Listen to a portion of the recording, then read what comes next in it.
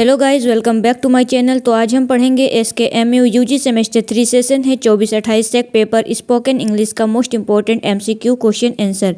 आपका सेक पेपर और AEC paper दोनों का पेपर आपका MCQ टाइप से होने वाला है। तो अगर आप चैनल पर नए हैं तो चैनल को सब्सक्राइब कर लीजिए, वीडियो को लाइक कीजिए और अपने फ्रेंड्स में शेयर कीजिए। साथ ही हमारे Telegram channel and WhatsApp group को भी ज्वाइन कर लीजिए, क्योंकि आपको इसका PDF टेलीग्राम चैनल पर ही मिलेगा और टेलीग्राम चैनल का लिंक आपको इस वीडियो के डिस्क्रिप्शन बॉक्स में मिल जाएगा। तो चलिए देर न करते हुए शुरू करते हैं और देखते हैं सेक पेपर स्पोकन इंग्लिश का MCQ question answer.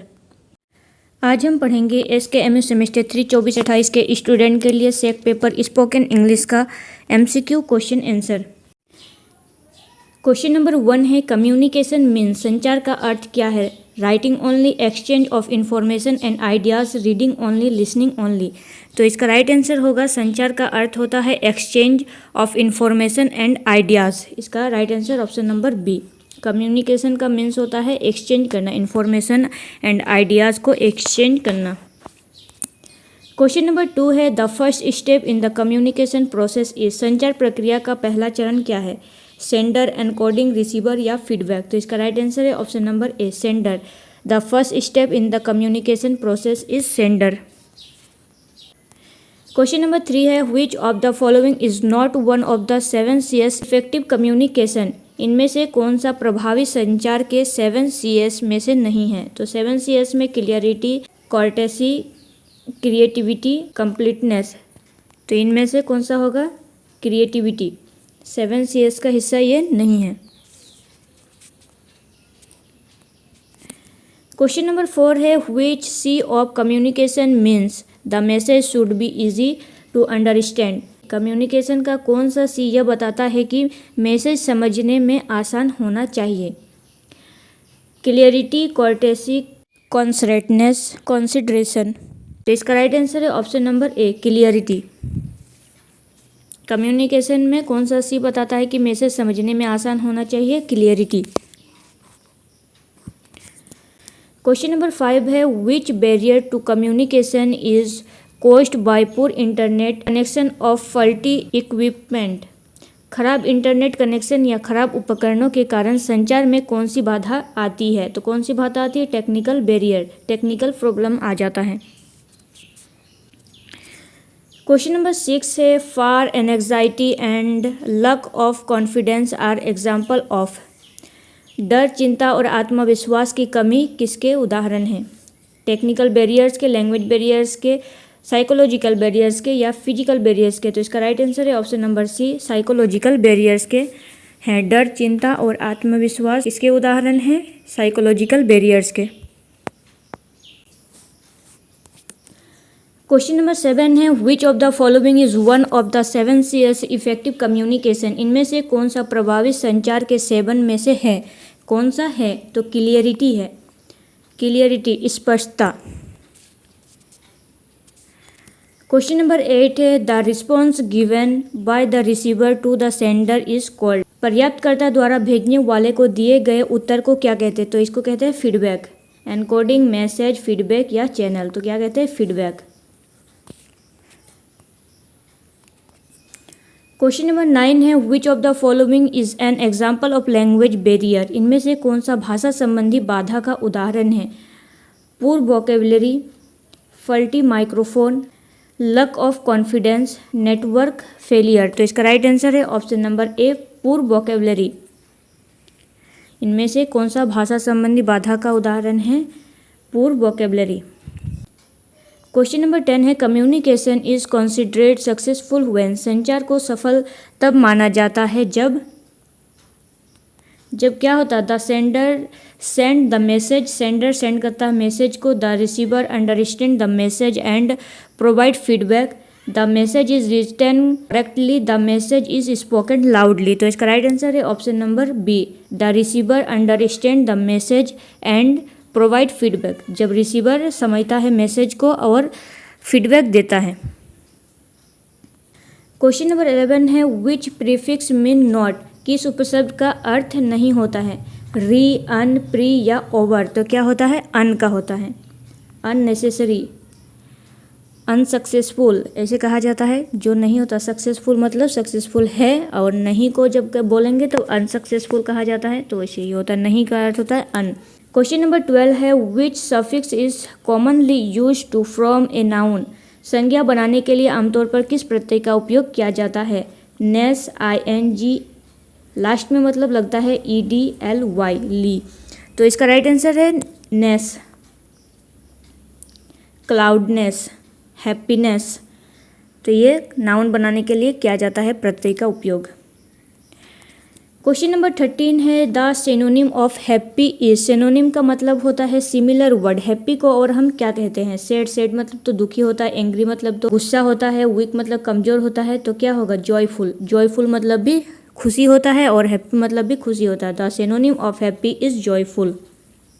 Question number 14 है the antonym of ancient is. Antonym मतलब होता है विपरीत शब्द। तो यहाँ पर बताया गया है एंटोनिम। एंशिएंट का एंटोनिम क्या होगा? ओल्ड भी मतलब पुराना होता है, हिस्टोरिक मतलब भी पुराना, ट्रेडिशनल मतलब भी पुराना। तो क्या होगा? मॉडर्न।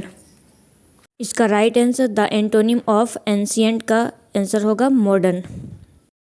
क्वेश्चन नंबर 15 है one word substitution for a person who can not read or write is. One word substitution का मतलब होता है अनेक शब्दों के लिए एक शब्द। तो बताया गया है ए person who can not read or right, तो उसे क्या कहेंगे? इलिटरेट। क्वेश्चन नंबर 16 है one word substitution for a person who rights book. जो बुक लिखता है उसे क्या कहेंगे? ऑथर। क्वेश्चन नंबर 17 है the phrasal verb give up means. Phrasal verb में गिव अप का मीन्स क्या होता है? गिव अप मतलब क्विट करना, स्टॉप करना।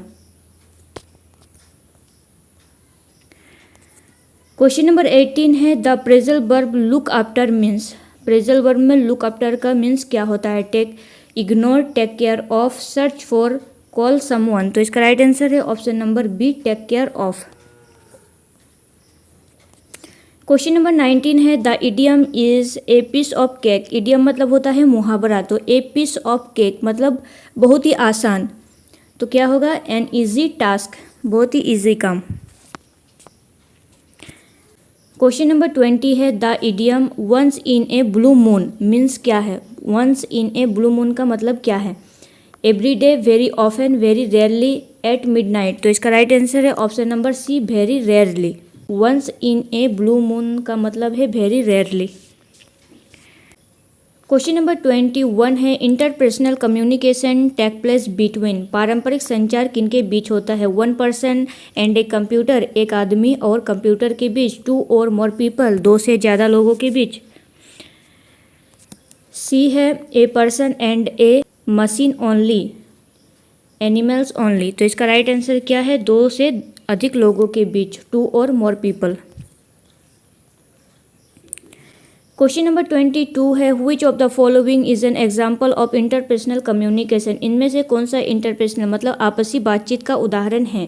Reading a newspaper, talking with friends, watching television, या राइटिंग ए डायरी। तो इसका राइट आंसर क्या होगा? Talking with a friend. Question number 23 है the main purpose of the personal interview is to. व्यक्तिगत साक्षात्कार का मुख्य उद्देश्य क्या है? व्यक्तिगत साक्षात्कार का मुख्य उद्देश्य क्या है? इसका राइट आंसर है option number B, assess the candidate suitable for a job or admission.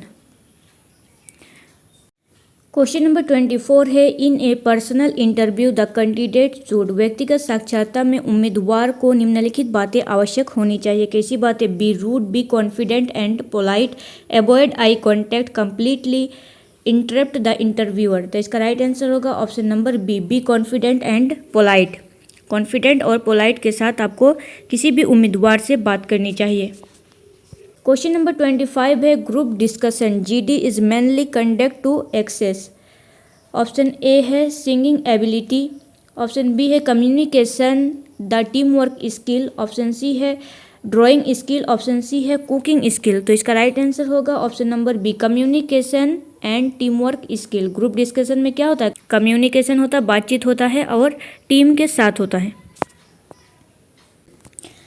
Question number 26 है during a group discussion you should, group discussion के दौरान आपको चाहिए, आपको क्या चाहिए? Listen carefully to others, shout loudly, speak without listening, interrupt everyone. तो इसका राइट आंसर क्या होगा? लिसन केयरफुली टू अदर्स, दूसरों को केयरफुली सुनना चाहिए। ग्रुप डिस्कशन होते समय दूसरों को केयरफुली सुनना चाहिए। क्वेश्चन नंबर 27 है, विच quality is most important is public speaking. Public speaking के लिए मोस्ट इम्पॉर्टेंट क्वालिटी क्या है?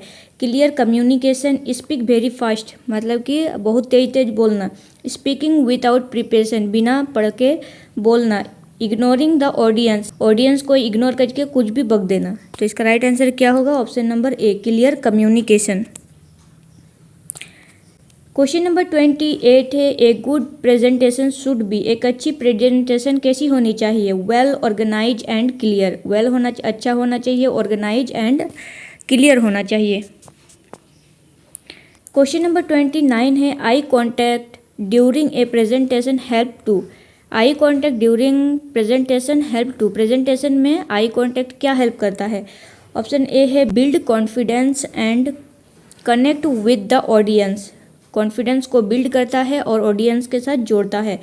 Confuse the audience, and the presentation quickly, avoid communication. तो कौन सा होगा? कम्युनिकेशन को अवॉइड करना, या प्रेजेंटेशन को क्विकली एंड कर देना, या कन्फ्यूज द ऑडियंस, ऑडियंस को कन्फ्यूज कर देना। तो इसका राइट आंसर क्या है? बिल्ड कॉन्फिडेंस, कॉन्फिडेंस को बिल्ड करना, and connect with the audience, audience के साथ जोड़ना। क्वेश्चन नंबर 30 है, which of the following is an effective speaking skill. इनमें से कौन सा बोलने का एक प्रभावी कौशल है? ऑप्शन ए है, speaking clearly and confidently, using difficult word unnecessarily, interrupting other will speaking, speaking without listening. तो इसका राइट आंसर होगा option number A, speaking clearly and confidently. Question number 31 है, चूज द करेक्ट सेंटेंस। कौन सा sentence सबसे सटीक है? She go to school every day, she goes to school every day, she going to school every day, she gone to school every day. तो कौन सा होगा? She goes to school every day, वह school जाती है हर रोज। Question number 32 है, identify the tense. Tense बताना है। He is reading a book, he is reading a book, कौन सा टेंस है? रीडिंग, आईएनजी लगा हुआ है, आप देख सकते हैं। तो कौन सा होगा? Simple present, present continuous, present perfect, या सिंपल पास्ट। तो इसका राइट आंसर क्या होगा? Option number B, present continuous, क्योंकि यहाँ पर आईएनजी लगा हुआ है। रीडिंग, रीडिंग लगातार चल रहा है काम। क्वेश्चन नंबर 33 है, choose the correct verb. Verb को कौन सा करेक्ट वर्ब है, इसमें कौन सा करेक्ट वर्ब बैठेगा? The boys dash football every evening, कौन सा होगा? The boys play football every evening. तो यहाँ पर देखिए एस लगा हुआ है, अगर यहाँ पर भी हम एस लगा देंगे तो सेंटेंस अच्छे से नहीं बनेगा, तो इसलिए क्या होगा? The boys play football every evening. Question number 34 है, identify the tense. They completed the work yesterday, identify the tense, the completed the work yesterday, present perfect, past continuous, simple past, या फ्यूचर टेंस। तो क्या है? The completed the work yesterday, yesterday को complete किया था काम को, तो क्या होगा? सिंपल पास्ट, पास्ट में हो गया है काम। क्वेश्चन नंबर 35 है, choose the correct sentence. He have a car, he has a car, he having a car, he had have a car। तो इसका राइट आंसर होगा option number B, he has a car। Question number 36 से fill in the blanks. I dash my homework tomorrow, I will go my homework tomorrow, I will go my homework tomorrow। Question number 37 है, choose the correct verb. Each student dash a notebook, each student माने कुछ student, कुछ है तो has होगा, each student has a notebook. Question number 38 है, choose the correct sentence. The news are interesting, the news is interesting, the news were interesting, या the news have interesting. तो इसका राइट आंसर होगा the news is interesting, news interesting है। Question number 39 है, fill in the blank से neither Ram nor his friend dash present today. Neither मतलब ही ना होता है और में भी नॉर मतलब भी नहीं होता, नाइदर मतलब भी नहीं होता, तो क्या होगा आर। इसका राइट आंसर होगा are. Neither Ram nor his friend are present today. क्या दिया हुआ है with neither nor. With neither मतलब nor. The verb agrees with the subject nearest to it her friend is plural, so are is correct. Question number 40 है choose the correct sentence. My father and mother is at home. My father and mother are at home. My father and mother was at home. My father and mother has at home. तो इसका right answer होगा option number B, my father and mother are at home.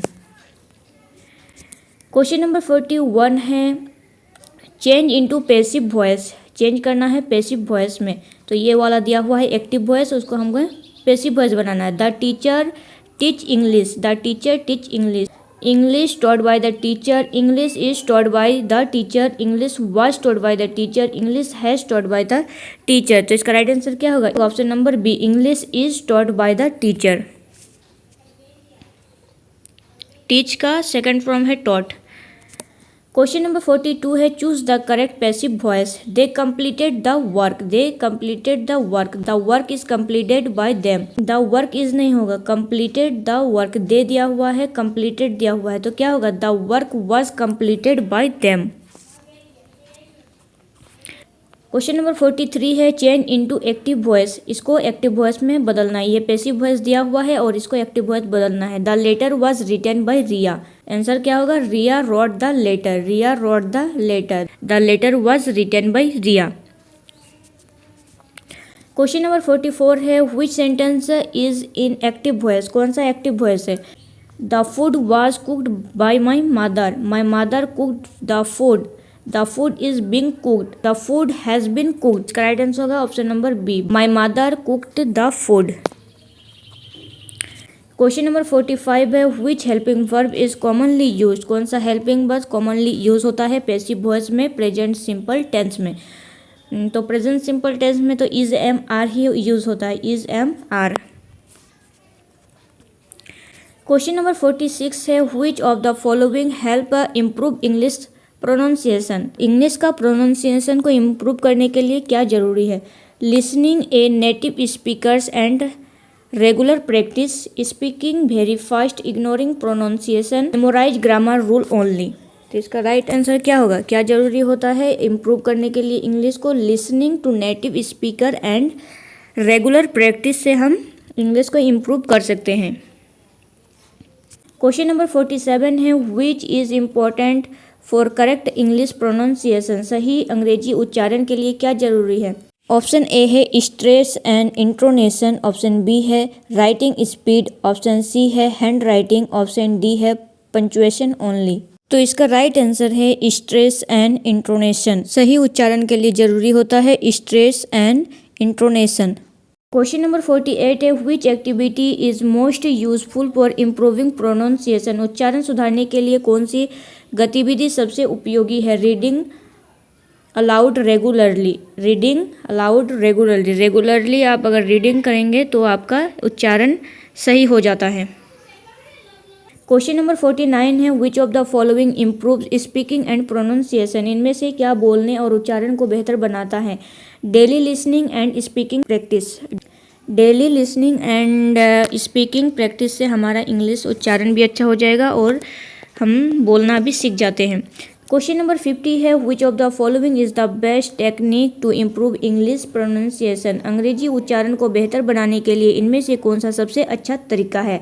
तो क्या अच्छा तरीका है। Practice speaking every day and listening carefully to correct pronunciation. Speak as fast as possible. Never listen to English audio. Learn grammar only. तो इसका right answer क्या होगा practice speaking every day and listening carefully to correct pronunciation.